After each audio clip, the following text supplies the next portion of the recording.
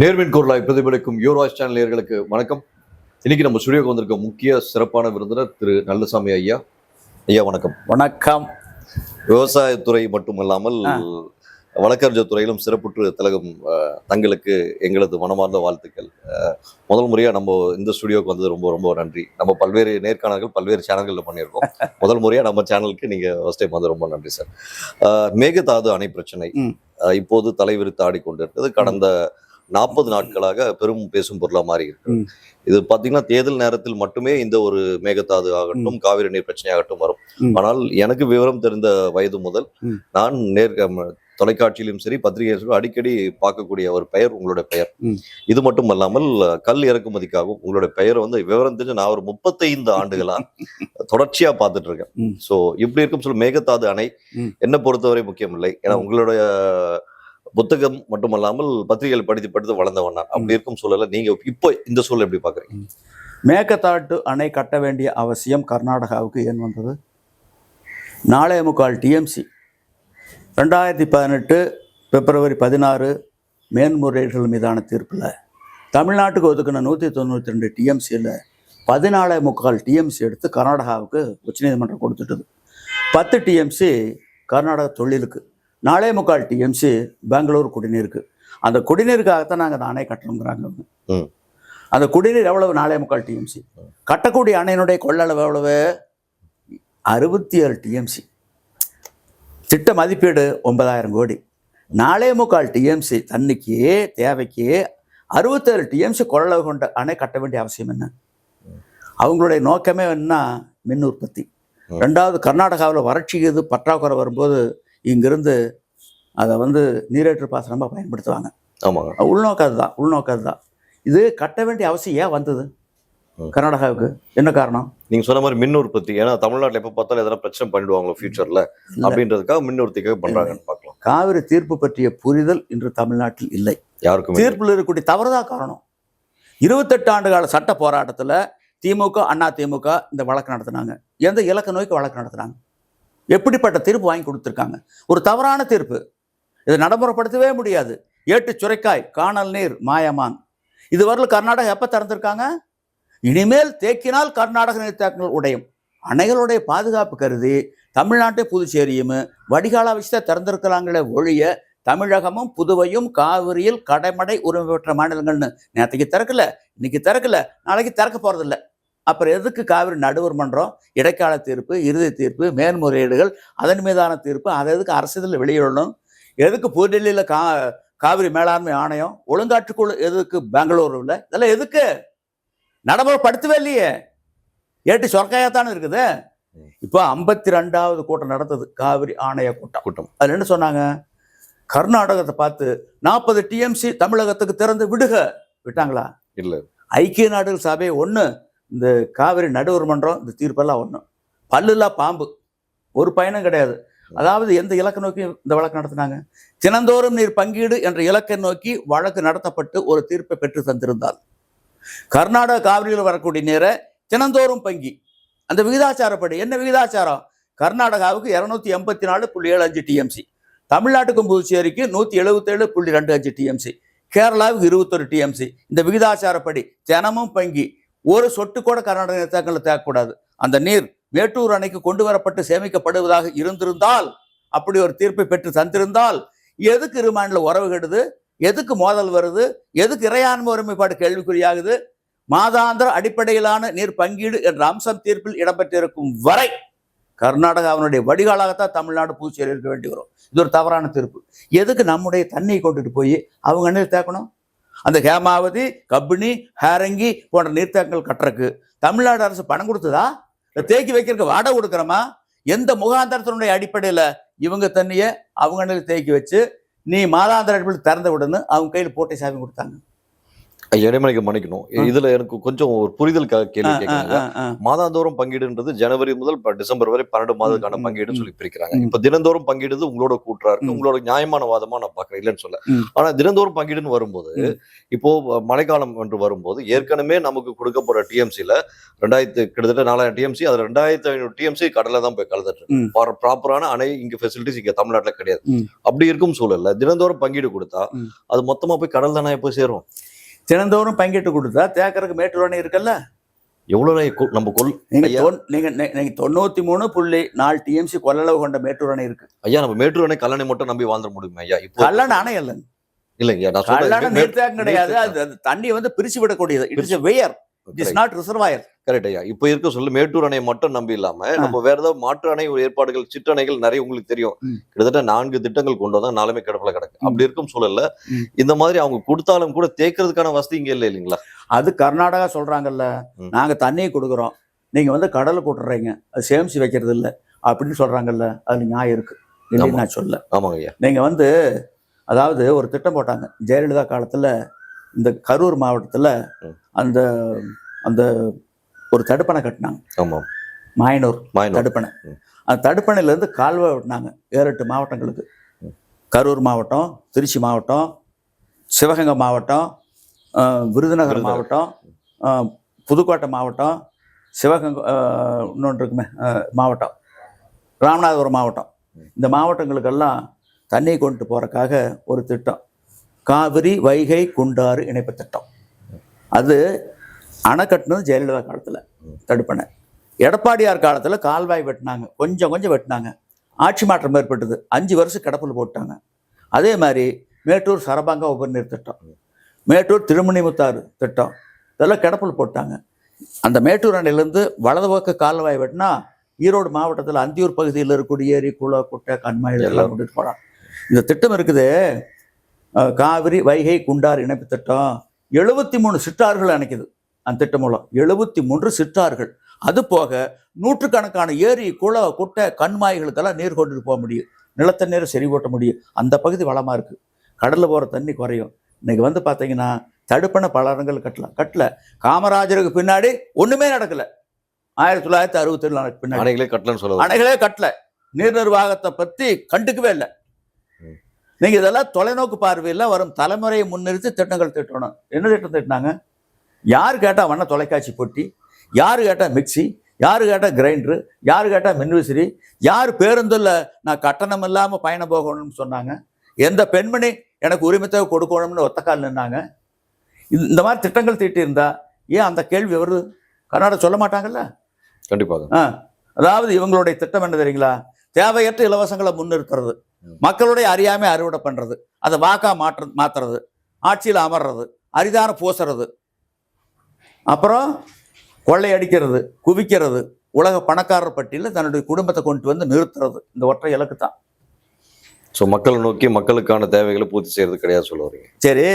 சரி, இப்போ மாதாந்திர அடிப்படையில் நீர் பங்கீடுன்னு சொல்லி ஒத்துக்கிட்டாங்கல்ல தமிழ்நாடு அரசு. அதுதான தீர்ப்பு. ஆமாம். இப்போ வந்து பார்த்தீங்கன்னா என்ன, ஜூன் மாதம் 10 TMC, July 34, August 50, September 40, October 22, November 15, December 8, ஜனவரி 3, பிப்ரவரி 2.5, மார்ச் 2.5, ஏப்ரல் 2.5, மே 2.5. மாதாந்திர அடிப்படையில் தமிழ்நாட்டினுடைய குடிநீர் மற்றும் பாசன தேவைக்கு ஏற்ப கர்நாடகா கொடுத்துட்றாங்க. ஆமாம். கர்நாடக நீர்த்தேக்கங்கள்ல தான் தமிழ்நாட்டு கொடுத்துட்றாங்க. கொடுக்கும்போது கல்லணைக்கும் கர்நாடக நீர்த்தேக்கங்களுக்கு இடையில மேட்டூர் அணை இருக்க வேண்டிய அவசியம் என்ன? சரி, நீங்க இருக்கீங்க, 3 வேளை உங்களுக்கு சோறு கொண்டு வந்து போட்டுறோம், அப்புறம் எதுக்கு அடுப்பத்தை வைக்க வேண்டிய தேவை இருக்குது? அவசியம் கிடையாது. அந்த மாதிரி இதுக்கு என்ன பதில் சொல்றீங்க? எனக்கு மேக்கத்தாட்டுவில் அணை கட்டணும் என்ன நடக்கும் தெரியுங்களா? வறட்சி ஆயிடும், சுற்றுச்சூழல் வெகுவாக்கிடும். அதுல வந்து 12,500 ஏக்கர் பரப்பளவில் நீர் தேங்கும். அதுல பாத்தீங்கன்னா ஏராளமான மரங்கள், வானலாவிய மரங்கள். அது வந்து பாத்தீங்கன்னா அந்த காடுகளை பாத்தீங்கன்னா அது வந்து ஒரு பசுமை காடு, பசுமை மாறாத காடு, இளையுதிர் காடு. 20 லட்சம் மேலான மரங்கள் இருக்கு. விலங்குகள் பல்வேறு ஆயிரக்கணக்கான யானைகளுடைய வழித்தடம். ஆமா, அந்த வலசை பாதை இருக்குது. ஆசிய கண்டத்திலே மிகப்பெரிய யானை தங்குமிடம் அதுதான் இருக்கு. அப்புறம் பாத்தீங்கன்னா அரிய வகை மீன் இருக்கு, அதே மாதிரி அரிய வகை அணில் இருக்குது, அதெல்லாம் வந்து இடம்பெயர வேண்டிய ஒரு சூழ்நிலை. பழங்குடி மக்கள் இருக்காங்க, அவங்களாம் சட்டி தூக்கிட்டு எங்கே போகிறது? எங்கே போகிறது? இருப்பிடம் இல்லாத எங்கே போகிறது? ஏற்கனவே அந்த முட்டி சட்டி நிலைமை தான் வர மாதிரி சூழ்நிலை ஏற்பட்டு. அதனால பார்த்தீங்கன்னா இன்னொன்று என்ன தெரியுங்களா, கட்டுமான பொருட்கள் தமிழ்நாடு வழியாக தான் கொண்டு போய் ஆகணும். நீங்கள் அங்கே கர்நாடகாவிலேருந்து கொண்டு வரவே முடியாது. கட்டுமான பொருட்கள் அத்தனையுமே தமிழ்நாடு வழியாக தான் போய் ஆகணும். அவங்க விருப்பப்பட்டால் கட்ட முடியாது. ரெண்டாவது, மத்திய அரசனுடைய வனம், சுற்றுச்சூழல், பருவநிலை மாற்றம் அமைச்சகம் இதுக்கு ஒப்புதல் கொடுக்க மாட்டாங்க, வாய்ப்பே இல்லை. இருந்தாலும் சில நேரங்களில் போராடி வாங்கிடுவாங்க. ஏன்னா இன்னைக்கு வந்து பார்த்தீங்கன்னா மத்தியில் ஆளக்கூடிய அரசு பாஜக அரசாக இருந்தாலும் காங்கிரஸ் அரசாக இருந்தாலும் அவங்களுடைய நிலைப்பாடு ஒன்று தான். கர்நாடகாவும் தமிழகமும் ஒற்றுமையாக இருக்கக்கூடாது. இவங்க சண்டை போட்டுக்கிட்டே இருக்கணும், ஏதோ ஒரு வகையில் மேலே வந்துக்கிட்டு பஞ்சாயத்து பண்ணிகிட்டு இருக்கணும், தங்களுடைய ஆளுமை போகக்கூடாது. இதைத்தான் மத்தியில் பாஜக ஆண்டாலும் காங்கிரஸ் ஆண்டாலும் அவங்களுடைய நிலைப்பாடு ஒன்று தான். பிரித்தாலும் சூழ்ச்சி, பிரித்தலும் பேணிக்கொள்ளலும் பிரிந்தார் போறுதலும் வல்லது அமைச்சு. ஒரு அமைச்சனுக்கு இலக்கணம் சொல்லும்போது வலுவாக இருக்கக்கூடிய எதிரிகளை சூழ்ச்சி செய்து ரெண்டாக பிரிப்பதும், பிரித்த ஒரு பகுதியை தன்னோடு இணைத்து தன்னுடைய பலத்தை வைத்து அடுத்தவனை அழிப்பது அமைச்சனுக்கு இலக்கணம். உண்மை. இதைத்தான் பண்ணிட்டு இருக்காங்க. ஐயா, அடுத்த ஒரு சின்ன ஒரு கேள்வி. நேத்து வந்து ஒரு தமிழகமே ஸ்தம்பிக்கும் வகையில ஒரு 10,000 பேரை கொண்டு, சென்னையை ஸ்தம்பிக்கும் அளவு ஒரு 10,000 பேரை கொண்டு விவசாயிகள் போராட்டம் நடத்தினீங்க.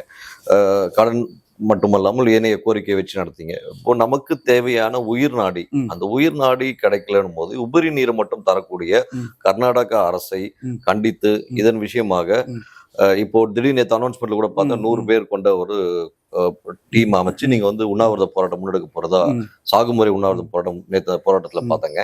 ஸோ அந்த மாதிரி ஒரு விஷயத்த ஏன் ஐயா இது வரைக்கும் விவசாயிகள், ஏன்னா விவசாயிகளுக்கு தான் இன்றியமையா தேவை, எல்லாம் ஒவ்வொரு தனி மனுஷனுக்கும் நீர் தேவை இல்லைன்னு சொல்ல, ஆனால் விவசாயிக்கு இன்னும் கொஞ்சம் அதிகமா தேவைப்படுது. அப்படி இருக்கும் சூழல்ல இந்த மேகதாது அணையை கண்டித்து இப்போது உள்ள சூழல் தமிழக அரசு மாற்றம் இருக்கும், திராவிட கட்சி அல்லாத ஒரு மாற்றம் வந்திருக்கு. அப்படி இருக்கும் சூழல்ல நீங்க இந்த விஷயத்த விவசாய சங்கம் சார்பாக என்ன பண்ண போறீங்க?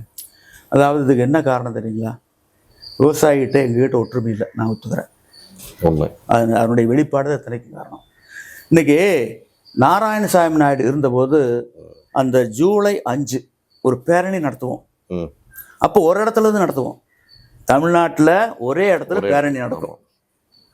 அப்ப பாத்தீங்கன்னா ஒரு ஒற்றுமை இருந்தது. வருடம் கடைசி. ஆமா ஆமா, ஜூலை 5 பேரணி அப்படியே அரசாங்கம் அப்படியே நடுங்கும், அந்த அளவுக்கு பேரணி இருந்தது. காரணம் ஒற்றுமை. ஒரு 5 வணிகர் போராட்டம் என்றால் ஜூலை 5 வந்து விவசாயிகளுடைய அதாவது போராட்ட காலங்களில் இறந்த தியாகிகளுக்கு அஞ்சலி செலுத்தக்கூடிய ஒரு கூட்டம். அதுல கூட நாங்க ஒற்றுமை இல்லை, அஞ்சலி செலுத்துற கூட ஒற்றுமை இல்லை. எப்படி இருக்குன்னா, இப்போ 10 இடத்துல நடத்துறோம், நாங்க 10 இடத்துல நடத்துறோம், வெவ்வேறு இடத்துல. இது எப்படி இருக்குன்னா, ஒருத்தருக்கு வந்து 10 மகன்கள், தகப்பனர் காலமானா அந்த 10 பேர் 10 இடத்துல கருமாதி பண்ணா அந்த குடும்பத்துக்கு என்ன மரியாதை இருக்கும்? அதுதான் எங்களுடைய நிலை. எங்கள்கிட்ட ஒற்றுமை எதால் அதனுடைய வெளிப்பாடு. அதான் வள்ளுவர் தெளிவாக சொல்றாரு, கூட்டுடன்று மேல்வரினும் கூடி எதிர் நிற்கும் ஆற்றல் அதுவே படை. ஏமனே தலைமை தாங்கி படை நடத்தி வந்தாலும் எதிரணியில் இருப்பவர்கள் பதறாமல் சிதறாமல் ஒன்றிணைந்து நின்றால் வெற்றி உறுதி. ஒன்றிணைய முடியல, அதனுடைய வெளிப்பாடு எத்தனை காரணம். விவசாயிகள் பிரிச்சிடுறாங்க, சிறு விவசாயி, குறு விவசாயி, பெரு விவசாயி, அரிஜன விவசாயி, ஆண் விவசாயி, பெண் விவசாயி, கசாப் கடையில் ஆட்டடிச்சு கூறு போடுவாங்கல்ல, அது மாதிரி போட்டுறாங்க அரசே. இவன் ஒன்றுபடக்கூடாது. அதெல்லாம் தெருவுக்கு ஒரு சங்கம், நகருக்கு ஒரு சங்கம்னு மாதிரி பிரிவு ஏற்பட்டிருக்கு.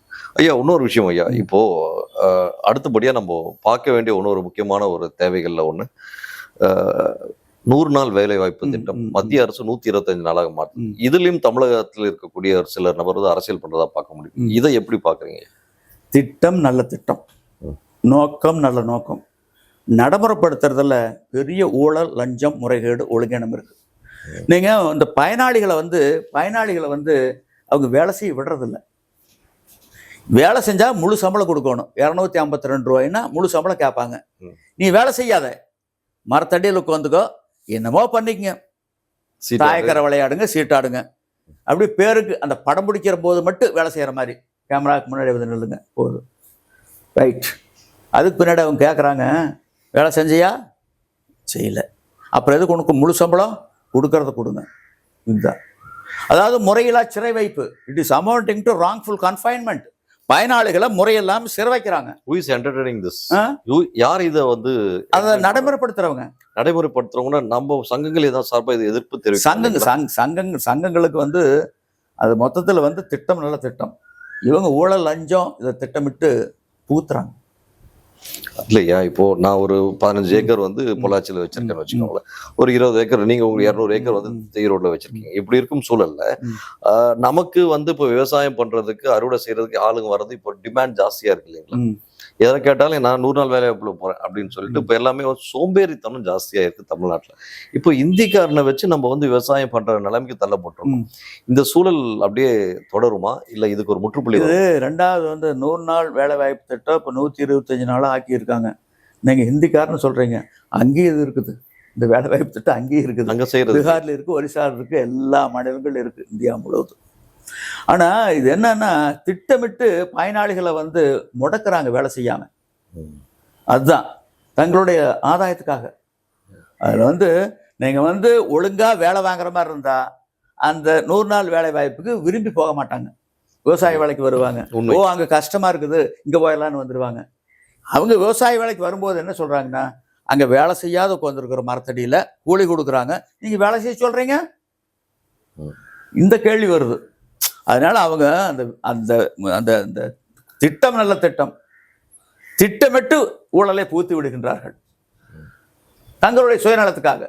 ஊழல் இல்லாத ஆட்சின்னு சொல்லி விஜய் சொல்லியிருக்காரு ஐயா, இதை எப்படி பாக்குறீங்க? ஊழல் இல்லாத ஆட்சி நடத்தவே முடியாது.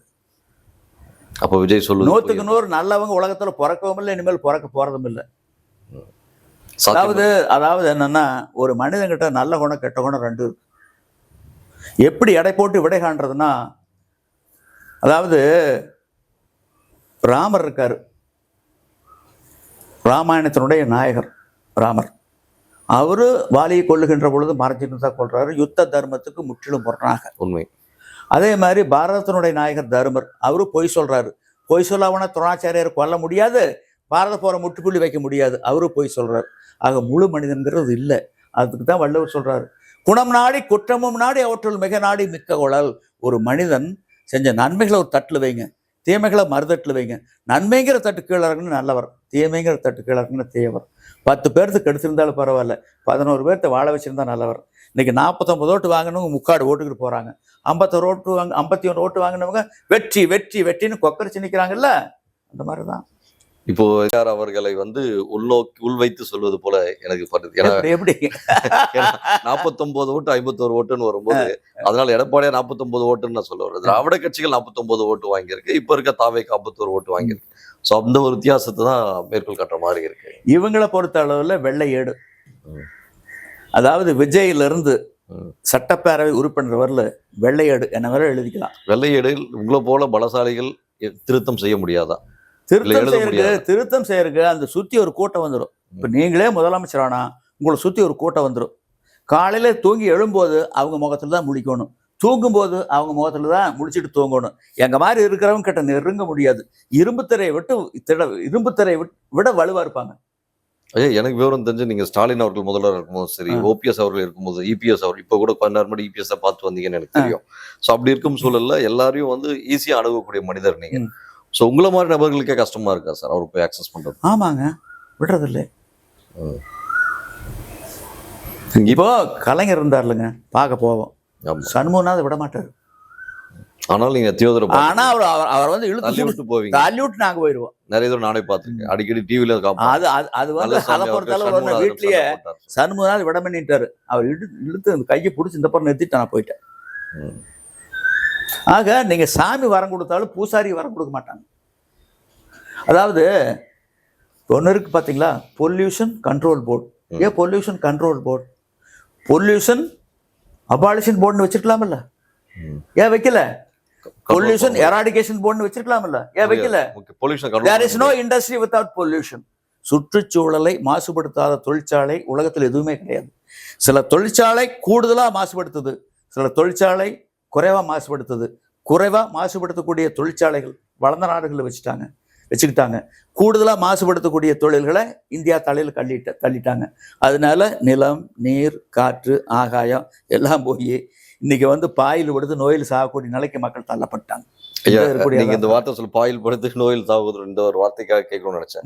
இந்த பசிபிக் பெருங்கடல் வெப்பமாயிட்டு பார்க்க முடியுது. அது மட்டும் இல்லாம செப்டம்பர் மாசம் அந்த தருவாயில ரொம்ப இதுவா இருக்குன்னு சொல்லப்படுது. ஆனால் அண்டை மாநிலம், அண்டை நாடுகளிலும் பாத்தீங்கன்னா வெள்ளப்பெருக்கு ரொம்ப ஜாஸ்தியா இருக்கு. இன்னைக்கு கூட மகாராஷ்டிராலையும் உத்தராகண்ட்ல அந்த இடத்துல ரொம்ப வெள்ளப்பெருக்கு ஜாஸ்தியா இருக்கு. இப்படி இருக்கும் சூழல்ல அந்த செப்டம்பர் அக்டோபர்ல அந்த எலினோ அந்த மாதிரி விஷயங்கள் நடக்க எப்படி சாத்தியம் இருக்கா? ஏனென்றால் 1876 அப்புறம் ஒரு 100 ஆண்டுகளுக்கு 150 ஆண்டுகளுக்கு இந்த வரும்னு சொல்லப்படுது. இது எப்படி பாக்குறீங்க? ஏன்னா உங்ககிட்ட கேட்டா இதுக்கான பக்கா கிளாரிட்டி கிடைக்கும். 1876 அப்போ வந்து மதராஸ் மாகாணத்துல சோறு இல்லாம, தண்ணி இல்லாம, மக்கள் தொகையில் மூன்றில் ஒன்று இறந்துட்டாங்க. பெரியவங்க சொல்லியிருக்காங்க. எனக்கு நான் சின்ன பையனாக இருந்தபோது என்ன சொல்லியிருக்காங்கன்னா, முட்டி தூக்கி பஞ்சம்னு நம்ம ஊரில் சொல்லுவாங்க. முட்டி தூக்கி பஞ்சம். சோறு இல்லாத, தண்ணி இல்லாத ஆண்களும் பெண்களும் குழந்தைகளும் எலும்பும் தோலாக இருப்பாங்களா. சோத்துக்கு அலைஞ்சு, தண்ணிக்கு அலைஞ்சு அந்த முட்டி சட்டியை தூக்கிட்டு அலைவாங்களா. தண்ணி கிடைக்காம, சோறு கிடைக்காம அந்த முட்டியும் சட்டியும் தலைமேட்டில் வச்சுட்டு அங்கங்கே செத்து கிடப்பாங்களா. நீங்கள் அன்னைக்கு வந்தது வந்து 2 டிகிரி, இன்னைக்கு வரப்போகிறது 3 டிகிரி. அது எப்படி இருக்கும்னு பாருங்க. அன்னைக்கு பூமி பந்து இவ்வளோ சூடாகல, இன்னைக்கு பூமி பந்து சூடாகிட்டே வந்து கொதிநிலை நோக்கி போயிட்டு இருக்குது. ஆக வரக்கூடிய இந்த எல்லினோ எரிகின்ற நெருப்புல எண்ணெய் ஊத்துன மாதிரி இருக்கு. நான் சொல்லல, ஐக்கிய நாடுகள் பொதுச் செயலாளர் சொல்லியிருக்காரு. உலக வானிலை ஆய்வு மையம் எச்சரிக்கை விடுத்திருக்குது. ஒவ்வொரு நாட்டினுடைய வானிலை மையம் இந்த அபாய குரல் எழுப்பியிருக்கு. ஆனால் அது பற்றி நம்ம சட்டப்பேரவையிலையோ இந்த தமிழ்நாடு அரசோ கண்டுக்கவே இல்லை. இவங்களுடைய நேரமே குதிரப்பேரம்தான். அதுதான் நேரத்தை செலவிடும். இந்திய அரசு கண்டிச்சிருக்காங்கன்னு சொல்ல வரீங்களா? பார்த்துட்டு இருக்காங்க சொல்ல வரீங்களா? இல்லை. அதாவது விவசாயத்துறை அமைச்சர் மட்டும் சொன்னார், பிரதமர் கோடிட்டு காட்டினாரு. தமிழ்நாடு அளவில் இதை பற்றி வாய் யாரும் திறக்கல. தெரியல. நீங்க சொன்ன மாதிரி வெள்ளை புத்தகமா இருக்கிறாங்க. ஆமாப்பா, அவங்க தெரியாது. இப்போ விஜய் இருக்காரு, அவர் என்ன திரைப்படத்தில் வந்து திரைப்படத்தை பற்றி தெரியும், அவருக்கு தெரியும், தரவா தெரியும். மற்ற துறை எப்படி தெரியும்? வாய்ப்பு இல்லை. இப்போ என்னை போய், நான் ஒரு சட்டம் படித்த ஆள், என்னை போய் ஒரு மருத்துவமனையில் போய் நோயாளிக்கு வைத்தியம் பாருன்னு இடத்த பார்க்க முடியும்? ஒன்றும் முடியாது. அதே மாதிரி தான் அவருடைய நிலைமை. தெரியாது. உங்களை மாதிரி மூத்தவர்கள் போய் அவங்களுக்கு அறிவுரை கூறுறதுக்கு இல்லை விவசாய அமைச்சர் ஒருத்தர் போட்டிருப்பாங்க, அவர் போகலாங்க. அதாவது என்னன்னா, நல்ல ஆலோசகர் வாச்சிக்கிட்டாங்கன்னு வைங்க, நிர்வாகம் அருமையாக இருக்கு. ஆலோசகர் மோசமாக போயிட்டாங்கன்னா குப்பை மேடா போகும் நிர்வாகம். ஸோ இந்த சீற்றத்தினால தமிழ்நாட்டுக்கு திரும்பியும் இந்த மദ്രാസ് பிராந்தியத்துக்கு பாதிப்பு வருங்களா? எதுங்க? இந்த எலினோ உறுதியாக வரும். என்ன சொல்கிறாங்கன்னா, இந்திய அளவில் அதிகம் பாதிக்கக்கூடியது உத்தரப்பிரதேசமும் தமிழ்நாடு சொல்லியிருக்காங்க. இது என்னன்னா இந்த பகுதி, ஒரு பகுதி, அந்த பசிபிக் கடலுடைய ஒரு பகுதி, உலகத்திலேயே மிகப்பெரிய கடல் பசிபிக் பெருங்கடல். அதில் 25,000க்கும் மேற்பட்ட தீவுகள் இருக்கு. இந்த பூமியில் நிலப்பரப்பை பூரா ஒன்னா சேர்த்துனா கூட அந்த பரப்பளவுக்கு ஈடாகாது. அவ்வளவு பெரிய கடல். அதுதான் கடல்லையே ஆழமான கடல் பசிபிக் கடல். ஆமாம். அந்த பசிபிக் கடல்ல அந்த பூமத்திய பகுதியில் வெப்பம் ஏற்படுறது, தண்ணியில் வெப்பம், அந்த வெப்பம் ஏற்பட்டால் அதுக்கு பேர் எல்லினோங்கிறாங்க. வெப்பம் அதிகமானா, சராசரி விட குறைஞ்சதுன்னா லானினா, எல்லினோ லானினா. இது வந்து அந்த ஸ்பானிஷ் மொழியில் பெருநாட்டில் பேர் வச்சாங்க. எல்லினோன்னா சின்ன பையன், லானினான்னா சின்ன பொண்ணு அப்படின்னு பேர் வச்சிருக்காங்க. அங்கே என்னன்னா, அங்கே அந்த மீனவர்கள் ஒரு 300 வருஷத்துக்கு முன்னாடி இதை கணக்கிட்டு இருக்காங்க. வெப்பம் வந்திருக்கு, வெப்பம் அதிகமாயிடுச்சு. கடலுக்கு மீனவர்கள் போயிருக்காங்க. மீனவர்கள் போனால் மீனே கிடைக்கல, வெறுங்கையோடு திரும்பியிருக்காங்க. அப்பதான் அப்போ கிறிஸ்துமஸ் நேரம். வெள்ளத்தின் காரணமாக அங்க இருக்கக்கூடிய நீங்க அது தண்ணி சூடாகும் போது அந்த மீன்கள்ல இடம்பெயர்ந்து போயிடும். அந்த துருவ பிரதேசத்தை நோக்கி, குளிர் பிரதேசத்தை நோக்கி போயிடும். இப்போ எல்லினோ வருது இல்லைங்க, இதுல இருந்து எந்த நபரும் தப்ப முடியாது. உலகத்துல இருந்து 750 கோடி மக்கள் இருக்கணும்ல, யாரும் தப்ப முடியாது. பாதிப்புக்கு ஆளாகி ஆகணும். எந்த நாடும் தப்ப முடியாது. இதுதான் உண்மை, இது யதார்த்தம். இது இயற்கையினுடைய சீற்றம்.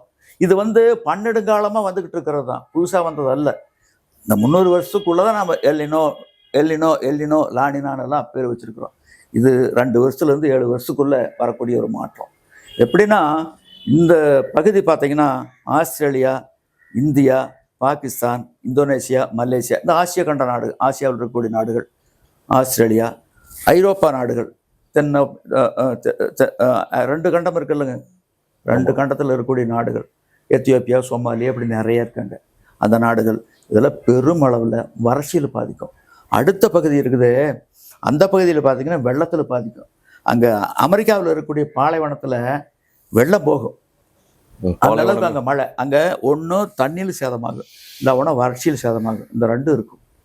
ஐயா இதோட தாக்கமான எத்தனை ஆண்டுகள் இருக்கும் ஐயா? இப்போ சப்போஸ் அதிகம் இருந்தால் முன்னது வந்து 1876 வந்தது வந்து ஒரு 2 ஆண்டுகள் இருந்ததுன்னு சொல்கிறாங்க அந்த பஞ்சம். இப்போ மேக்ஸிமம் பார்த்தீங்கன்னா 18 மாதங்கள் இருக்கலாம், 18 மாதங்கள். ஆனால் கோர தாண்டவமாக தான் இருக்கும். இப்போ பார்த்தீங்கன்னா இப்போ தான் தொடக்கம். இப்போ மால்டீவ்ஸில் ஆல்ரெடி இப்போ வந்து போன மாதம் 11ஆம் தேதி ஆரம்பம். இப்போ 1 மாதம் தாண்டிட்டுது, 1 மாதம் ஆக போகுது. இந்த 1 மாதத்துலேயே பார்த்தீங்கன்னா ஐரோப்பிய நாடுகளில் நீங்கள் விமானம் போக்குவரத்து நின்றுச்சு.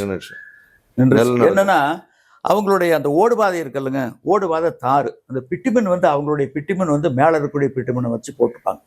நம்மளதுல வந்து கீழே அடிப்பகுதியில் இருக்கக்கூடிய பிட்டுமின் கெட்டியா இருக்கும். நம்ம சாலைகள்ல தாங்கும். இந்த 42, 44 டிகிரி சென்டிகிரேடுக்குலாம் தாங்கு.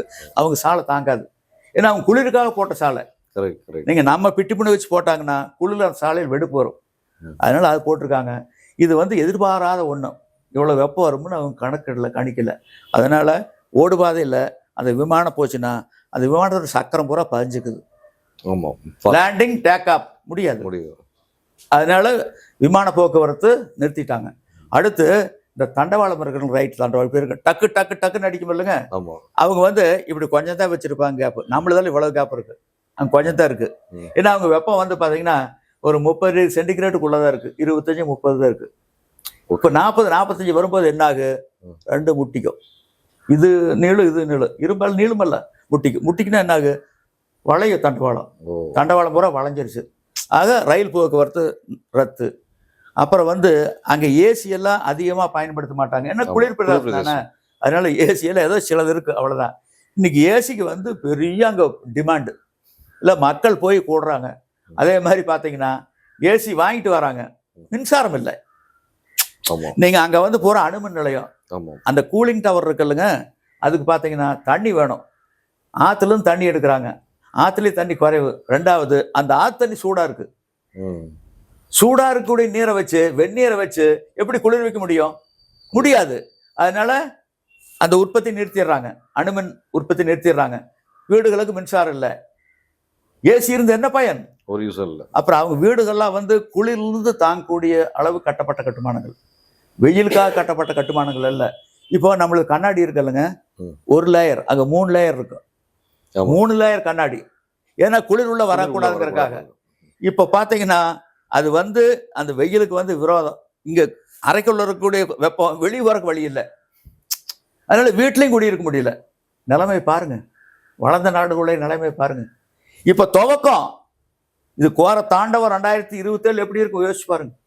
பிப்ரவரி மார்ச்ல ரொம்ப எக்ஸ்ட்ரீமா இருக்கும். ஐயோ ஐயோ ஐயோ ஐயோ, அதோட பாதிப்பு நம்ம வெப்ப அலையில என்ன நடக்கும்னே சொல்ல முடியாது. அதாவது ஏன்னா இது வந்து நம்ம இயற்கைக்கு மாறா நம்முடைய வாழ்க்கையை அமைச்சுக்கிட்டோம், அதனுடைய வெளிப்பாடு தான். அதாவது வள்ளுவர் அன்னைக்கே சொல்றார், செயற்கை அறிந்த கடைத்து உலகத்து இயற்கை அறிந்த செயல்.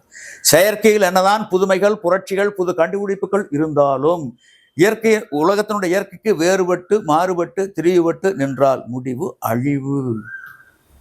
அவர் ஒரு தீர்க்க தரிசி, ஒவ்வொரு குரலும் ஒரு தீர்க்க தரிசனம். உண்மை. நன்றி தங்கள் வருகை. நன்றி நன்றி நன்றி நன்றி.